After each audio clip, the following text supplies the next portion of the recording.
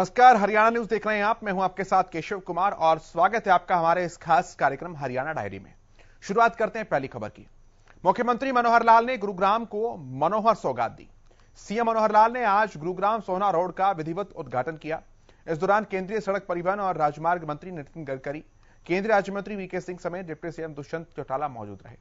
गुरुग्राम से सोहना तक बनाए गए करीब 22 किलोमीटर लंबाई के 6 लेन राष्ट्रीय राजमार्ग नंबर 248A के निर्माण पर 2009 करोड़ रुपए की राशि खर्च की गई। इस दौरान मुख्यमंत्री मनोहर लाल ने क्या कुछ कहा, आपको ये सुनवाते हैं। आज का यह अवसर वास्तव में हरियाणा के लिए एक और मील का पत्थर ऐसा साबित हो रहा है। मैं जिस अवसर पर आज 3 बड़े प्रोजेक्ट माननीय नितिन गडकरी जी ने जिनका उद्घाटन किया है, इस अवसर पर माननीय नितिन गडकरी जी का मैं बहुत ही हरियाणा आने पर स्वागत करता हूं। और मान्यवर, आप पिछले कुछ ही समय में आज तीसरा आपका चक्कर हरियाणा में लग रहा है और जब जब हरियाणा में आप आए हैं, कुछ न कुछ सड़कों का उद्घाटन अथवा शिलान्यास करके गए हैं। और इन सब का परिणाम आज तो मैं ये मानता हूं कि हरियाणा जो 1966 में भेदभाव के कारण से अलग हरियाणा बना था कि दक्षिण हरियाणा के अंदर कोई काम नहीं होता, आज इस इंफ्रास्ट्रक्चर के कारण से, सड़कों के जाल के कारण से, उद्योग के कारण से जो भी विकास के काम हुए हैं, मैं समझता हूं कि आज दक्षिण हरियाणा ही हरियाणा के बाकी हिस्सों में कहीं आगे। अगर गुड़गांव हम लगाते हैं तो आइकन सिटी गुड़गांव न देश का बल्कि दुनिया का एक ऐसा शहर बनने जा रहा है जहां दुनिया भर के लोग आज आकर्षित होते हैं। आज दुनिया में गुरुग्राम का स्थान है। जब भी कोई निवेशक भारतवर्ष में निवेश करने आता है तो सबसे पहला उसका जो वांछित स्थान होता है, जो इसमें उसका रुचि होती है, वो गुरुग्राम में आकर टिकता है। जिसका परिणाम ये है कि आज दुनिया भर की जो कंपनीज हैं, बड़ी कंपनीज, उनके अंदर 400 ऐसी बड़ी कंपनियों के ऑफिस, इंटरनेशनल ऑफिस, वो एक प्रकार की कंपनियों के गुरुग्राम में ही है। इसका एक बहुत बड़ा लाभ हमको यहां होता है। आज मान्यवर, आपने 3 प्रोजेक्ट जिसकी अभी हमने वीडियो भी देखी है। एक मार्ग जो गुरुग्राम से सोहना का, अब गुरुग्राम से सोहना मात्र 15 मिनट में पहुंचा जा सकता है। एक समय होता था जब दिल्ली धौलाकुआं से सोहना पहुंचने के लिए 2 घंटे का समय लगता था, लेकिन धीरे धीरे इस पूरे मार्ग पर चाहे फ्लाईओवर बने हैं, चाहे अंडरपास बने हैं, चाहे आज का ये प्रोजेक्ट है, इसको मैं कह सकता हूं कि दिल्ली एयरपोर्ट से अब गुरुग्राम में मात्र 40 मिनट में पहुंचा जा सकता है। तो गुरुग्राम हमारे इस क्षेत्र का एक बहुत ही संजीदा और यानी एक प्रकार से जो हमारी इन्वेस्टमेंट है उसका एक स्थान बना है।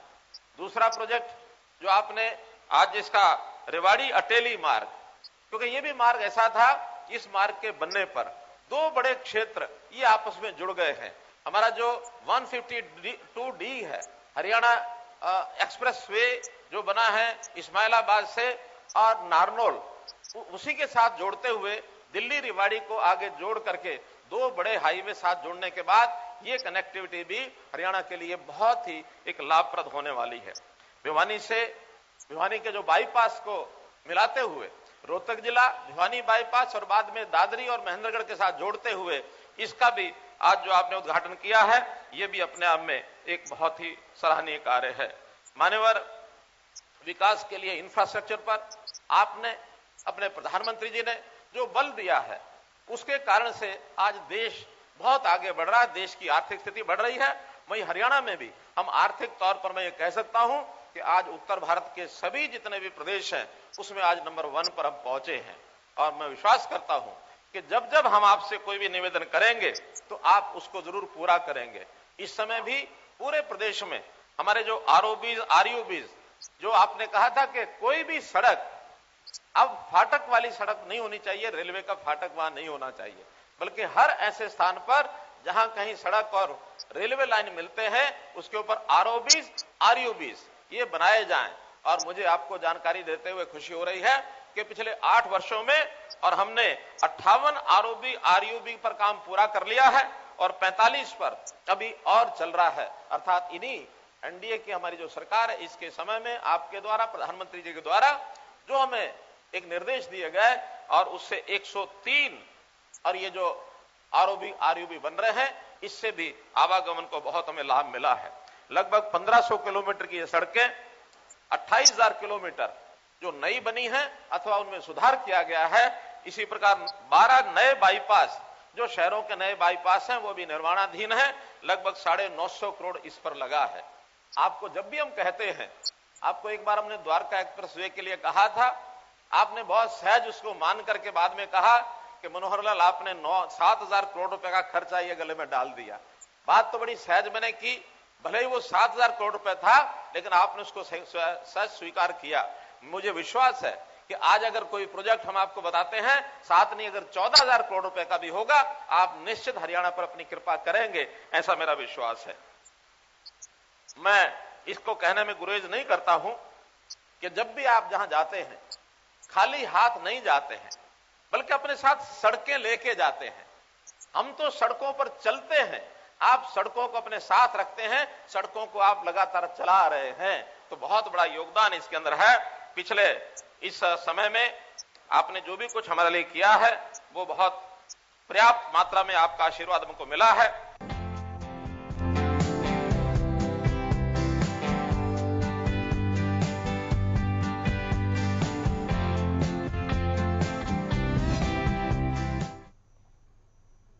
मुख्यमंत्री मनोहर लाल ने पिहोवा के चौंसर गांव में वन विभाग की ओर से आयोजित राज्य स्तरीय वन महोत्सव में शिरकत की।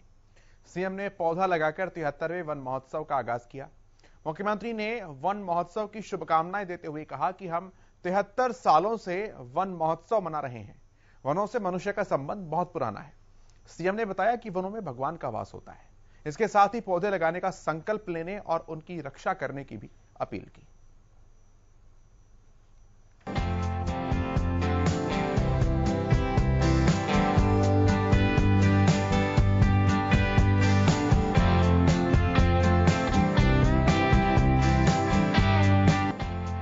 हरियाणा के कुरुक्षेत्र जिले में आज मुख्यमंत्री मनोहर लाल ने पहुंचकर राज्य स्तरीय वन महोत्सव कार्यक्रम का शुभारंभ किया। पिहोवा के चौंसर जंगल स्थित वन विभाग के विश्राम गृह के पास आयोजित कार्यक्रम स्थल पर सीएम मनोहर लाल ने पौधा रोपित भी किया। इस मौके पर सीएम मनोहर लाल ने वन महोत्सव कार्यक्रम को भी संबोधित किया और प्रकृति संरक्षण के प्रति लोगों को जागरूक भी किया। सीएम ने कहा कि पेड़ों को लगाना भी है, बचाना भी है और बढ़ाना भी है। ये सावन मास चल रहा है और हमको मालूम है सावन मास वर्षा का ऋतु होता है और इस वर्षा के ऋतु में सब तरफ एक अनूठी छटा, चाहे वो वन हो, चाहे वो पहाड़ हो, चाहे वो किसान की खेती हो, सब तरफ एक अलग प्रकार की छटा होती है और छटा बिखरी रहती है। इस हरियाली से मैं कह सकता हूं कि वन तो हरा भरा दिखता ही है, ये मौसम ऐसा है कि हमारे मन भी हरे भरे होते हैं।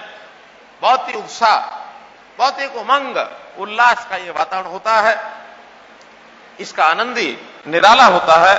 तो इस अवसर पर मनुष्य जो है पेड़ पौधों के साथ अपना जो संबंध बनाता है, उसके कारण से ही हम लोग हर वर्ष वन महोत्सव के रूप में इस दिन को मनाते हैं। और वन महोत्सव के इस अवसर पर आपको मैं बहुत बहुत बधाई और बहुत बहुत शुभकामना देता हूं। देखा जाए तो अपने आप में ही उत्सव है। जब हम जंगल में जाते हैं तो सब तरफ वन ही वन, जंगल ही जंगल होता है। तो जब कभी उत्सव के समय हम कहते हैं सब लोग इकट्ठे आके उत्सव मनाते हैं, तो जब किसी वन में हम चले जाते हैं तो वहां भी वृक्षों का ये उत्सव, ये अपने आप में एक अनोखी छटा जो बिखेरता है। तो इसलिए इस हरे भरे क्षेत्र को वन उत्सव के रूप में हम जो मनाते हैं, इसका एक इतिहास है। देश जब आजाद हुआ तो देश के जो पहले कृषि मंत्री थे, पहले कृषि मंत्री कन्हैयालाल माणिकलाल जी 1950 में उन्होंने इस वन महोत्सव की शुरुआत की थी और तब से लगातार हम ये वन महोत्सव मनाते आ रहे हैं। इसलिए आज ये 73वां वन उत्सव है, आजादी के 2 साल के बाद। आजाद हुए 75 साल हो गए हैं, लेकिन 73 सालों से हम लगातार देश में अपना ये जो वन महोत्सव मना रहे हैं, इसका अपना एक महत्व है। इस इतिहास को दूसरे ढंग से भी जानना चाहिए। कहते हैं जब पृथ्वी के निर्माण के बाद सबसे पहले इस पृथ्वी पर कोई चीज अगर पैदा हुई होगी, वो वनस्पति हुई होगी, वो पेड़ उगे होंगे, वो वन बने होंगे। अर्थात इसका जो इतिहास है हमारे वनों का, पृथ्वी की जितनी आयु है लगभग उतनी ही आयु इन वनों की है। वन लगातार एक प्रकार से अपना अस्तित्व बनाए हुए हैं। तो इसलिए इस वन के कारण से हम जो है अपने जीवन को कई प्रकार से इसके साथ अपना संबंध जोड़ते हैं। हम ये भी जानते हैं कि वन जो है केवल पृथ्वी पर है, हालांकि ब्रह्मांड में और भी बहुत से ग्रह हैं। अभी तक ये कोई भी ऐसी खोज नहीं हुई है जिसके कारण से ये पता लग सके कि पृथ्वी के अलावा भी कहीं वन है। वन जब बने होंगे तो निश्चित रूप से वनों के साथ जीव जंतु मनुष्य, इसका भी एक जिसको कहना चाहिए निर्माण हुआ। और उस समय वन और ये बाकी सब जीव प्राणी, इनका स्थान अलग अलग नहीं रहा होगा, निश्चित रूप से एक ही रहा होगा। हम भी एक प्रकार से उस समय यानी मनुष्य के रूप में कोई अलग गांव बस्ती शहर के रूप में नहीं, बल्कि इन जंगलों में ही, क्योंकि जंगल ही एक हमारी निर्भरता जंगलों पर ही थी। जंगल से हम खाना खाते थे, जंगल ही हमें वायु देती है, जंगल ही हमें पानी देता है। तो जंगल और वन मनुष्य ये कोई बहुत अलग नहीं थे। कालांतर में अपनी रक्षा सुरक्षा को लेकर के आदमी जो है जंगल से बाहर जाकर के बस्ती बनाने लग गया, क्योंकि वहां पर खूंखार जानवर भी थे। यह भी हो सकता है कि हम जिन पर निर्भर थे, फलों के ऊपर तो निर्भर थे हम, पेड़ पौधे हैं उनके जो फल मिलते थे, लेकिन कहीं ना खाने के लिए हो सकता है हमने जो जीव जंतु है उनके शरीर का उपयोग किया हो, और हो सकता है एक संघर्ष आया हो। जब संघर्ष आया हो तो जीव जंतुओं ने अपनी रक्षा के लिए मनुष्य पर भी हमला शुरू किया होगा, तब ये मनुष्य अलग बस्ती में जाकर के बैठे, जीव जंतु सारे ही वनों के अंदर रहे। तो एक प्रकार से ये जो हमारा संबंध जंगलों के साथ है, ये आज का नहीं, बहुत पुराना है। हमारा भी ये घर होता था, लेकिन आज भले ही हमारा आपका घर नहीं है, लेकिन जीव जंतुओं का घर तो ये आज भी है। इसलिए हम जीव जंतुओं के प्रति भी अपनी जो सहानुभूति रखते हैं। वैसे ही वनों के बारे में, पेड़ के बारे में भी ये कहा गया है कि पेड़ में भी जीव होता है। मोदी जी ने कहा है कि वनों में भगवान का वास होता है। यानी भगवान का वास किस प्रकार से, प्रत्यक्ष भगवान का वास हम कह सकते हैं। मैं दूसरी प्रकार से भगवान का वास मानता हूं। भगवान के जब हिज्जे करते हैं शब्द के, भय से बनता भूमि, गै से बनता गगन, वै से बनता वायु, फिर ऐसे बनता अग्नि, और न से बनता नीर। ये पंच तत्व हैं, और ये पंच तत्वों को लेकर के शब्द भगवान बना है, और ये पंच तत्व सारे के सारे वनों में मिलते हैं। डॉक्टर जगदीश चंद्र बसु ने अपनी लेबोरेटरी में ये सिद्ध किया है कि पौधे में, पेड़ में भी जीव है। अब ये सिद्ध अब आके विज्ञान के द्वारा हुआ है, इसका मतलब ये नहीं है कि उससे पहले हमारी मान्यता नहीं थी। हमारी मान्यता तो पहले से थी कि वन में जीव होता, जंगल यानी पेड़ में जीव होता है। और इसी कारण से हमारी जो प्रकृति पूजा है उसमें हम पेड़ों को भी पूजा करते रहे हैं, जीव जंतुओं की भी पूजा करते रहे हैं। और ये जो 5 तत्व मैंने बताया, इन 5 तत्वों की हम पूजा करते रहे हैं। हमारी प्राचीन संस्कार और संस्कृति ये है कि जंगल में जीव होता है, यानी वन में, पौधे में जीव होता है। और प्रकृति के प्रति हमारा जो पूजा का भाव ये बहुत पहले से है। आज भी पीपल को, तुलसी को हम लोग यानी पूजा करते हैं। बहुत पेड़ ऐसे हैं जिनकी हम पूजा करते हैं। तो इस नाते से हमारा जो संबंध है ये बहुत पुराना संबंध है। यदि हमने जीव को बचाना है तो फिर वनों को भी बचाना होगा।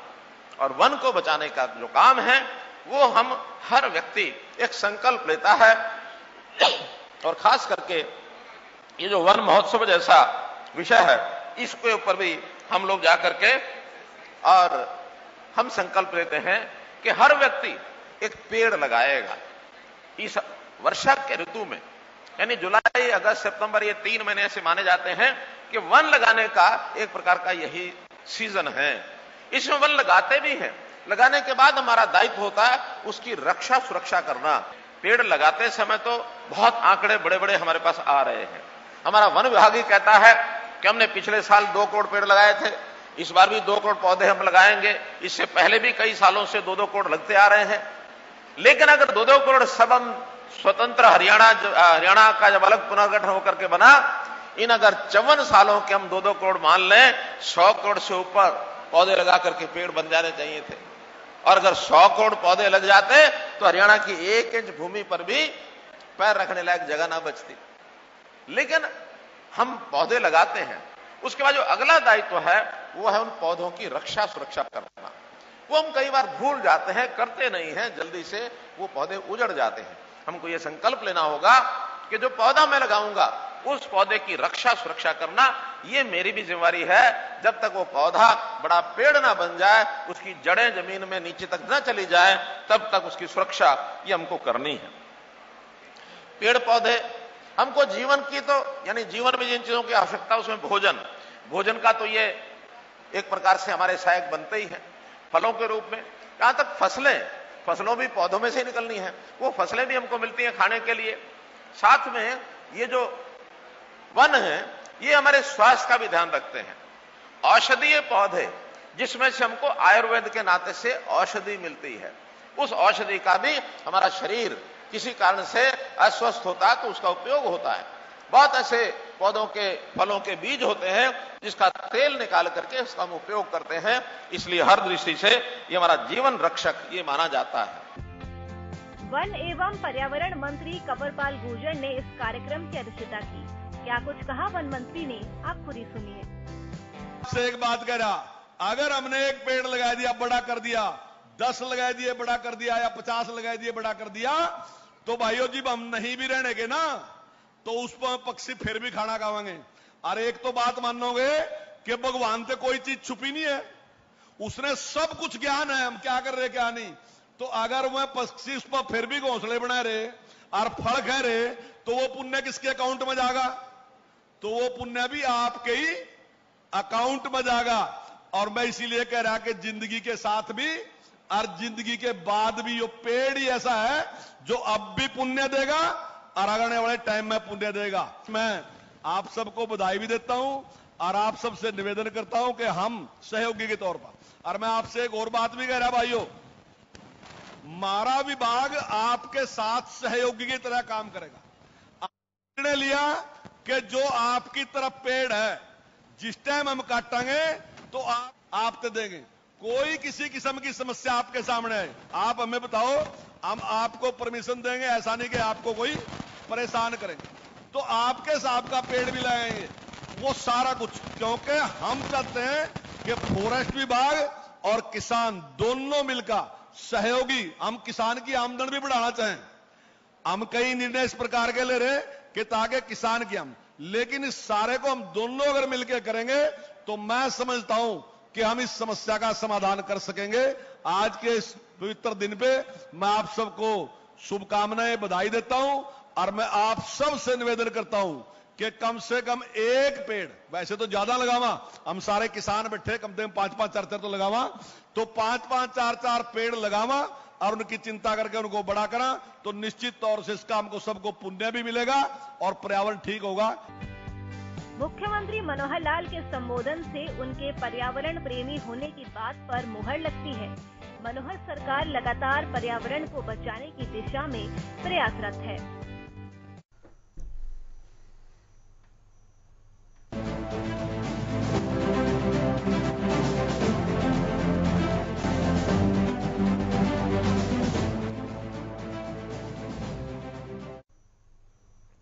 और आजादी के 75 साल पूरे होने पर देश भर में आजादी के अमृत महोत्सव के अंतर्गत हर घर तिरंगा अभियान चलाया जा रहा है।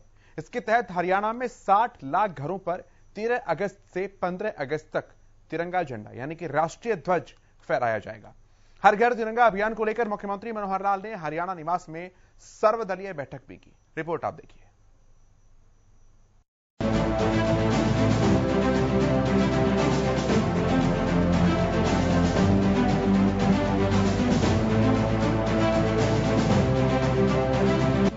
अनोखे अंदाज में आजादी का जश्न, हर घर पर फहराया जाएगा तिरंगा। आजादी के 75 साल पूरे होने पर देश भर में आजादी के अमृत महोत्सव के अंतर्गत हर घर तिरंगा अभियान चलाया जा रहा है। इसके तहत हरियाणा में 60 लाख घरों पर 13 अगस्त से 15 अगस्त तक तिरंगा फहराया जाएगा। हर घर तिरंगा अभियान को लेकर मुख्यमंत्री मनोहर लाल ने हरियाणा निवास में सर्वदलीय बैठक भी बुलाई। मुख्यमंत्री मनोहर लाल की अध्यक्षता में हुई इस बैठक में डिप्टी सीएम दुष्यंत चौटाला, गृह मंत्री अनिल विज, एचएलपी सुप्रीमो और सिरसा विधायक गोपाल कांडा, नेता प्रतिपक्ष भूपेंद्र सिंह हुड्डा, कांग्रेस प्रदेश अध्यक्ष उदय भान, इनेलो विधायक अभय चौटाला समेत तमाम विधायक मौजूद रहे। हर घर तिरंगा मुहिम को लेकर बुलाई गई इस बैठक में सीएम मनोहर लाल ने कहा कि आजादी के अमृत महोत्सव में हर घर तिरंगा पहुंचाना लक्ष्य है। हरियाणा में लगभग 60 लाख घरों पर तिरंगा फहराया जाएगा। ये एक जन अभियान है, इसलिए आम जनता को स्वेच्छा से राष्ट्रीय ध्वज फहराने के लिए प्रेरित किया जाएगा। इसके लिए सरकारी पैसे का उपयोग नहीं किया जाएगा। आजादी के 75 साल पूरे होने के उपलक्ष्य में देश भर में मनाए जा रहे आजादी का अमृत महोत्सव के अंतर्गत केंद्र सरकार द्वारा शुरू किए गए हर घर तिरंगा अभियान के तहत हरियाणा में हर घर पर 13 से 15 अगस्त तक तिरंगा फहराया जाएगा। मनोहर सरकार ने इस अभियान को जन अभियान बनाने के लिए प्रयास शुरू कर दिए हैं। इस अभियान के लिए जहां मुख्यमंत्री मनोहर लाल ने अपने 1 महीने का वेतन देने का ऐलान किया है, वहीं deputy CM Dushyant Chautala, HLP supremo और सिरसा विधायक गोपाल कांडा ने भी अपने 1 महीने का वेतन हर घर तिरंगा अभियान के लिए देने का ऐलान किया। इस दौरान एचएलपी सुप्रीमो और सिरसा विधायक गोपाल कांडा ने कहा कि तिरंगा हर भारतीय की आन बान शान है और सिरसा का जन जन हर घर तिरंगा अभियान में अपना योगदान देगा। वहीं हर घर तिरंगा अभियान को लेकर मुख्यमंत्री मनोहर लाल ने कहा कि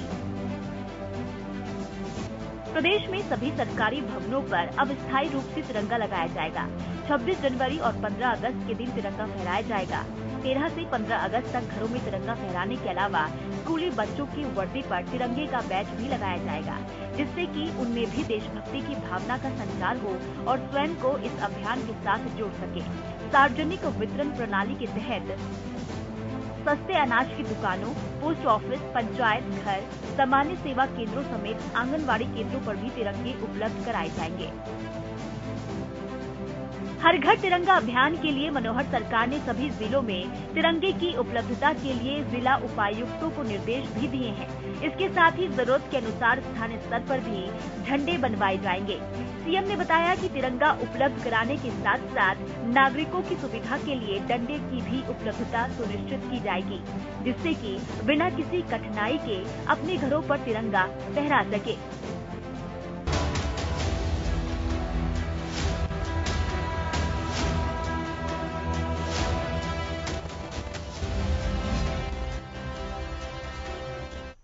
और सरकार ने 3 कृषि कानूनों को वापस लेने के 8 महीने बाद किसानों के पक्ष में एक बार फिर से बड़ा कदम उठाया।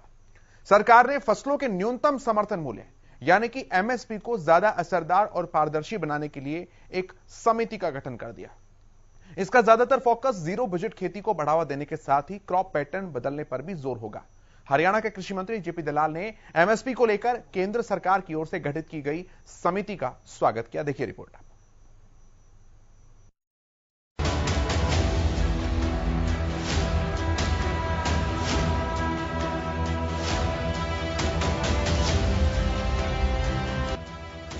सरकार ने 3 कृषि कानून को वापस लेने के 8 महीने बाद किसानों के पक्ष में एक बार फिर एक बड़ा कदम उठाया है। सरकार ने फसलों के न्यूनतम समर्थन मूल्य यानी एमएसपी को ज्यादा असरदार और पारदर्शी बनाने के लिए एक समिति का गठन कर दिया है, जिसका ज्यादातर फोकस जीरो बजट खेती को बढ़ावा देने के साथ ही क्रॉप पैटर्न बदलने पर भी होगा। सरकार ने 3 कृषि कानूनों को वापस लेने के बाद इस समिति का गठन करने का वादा किया था और अब करीब 8 महीने बाद इस समिति का गठन कर दिया गया है। न्यूनतम समर्थन मूल्य पर कमेटी का गठन, किसानों के पक्ष में सरकार ने बढ़ाया बड़ा कदम।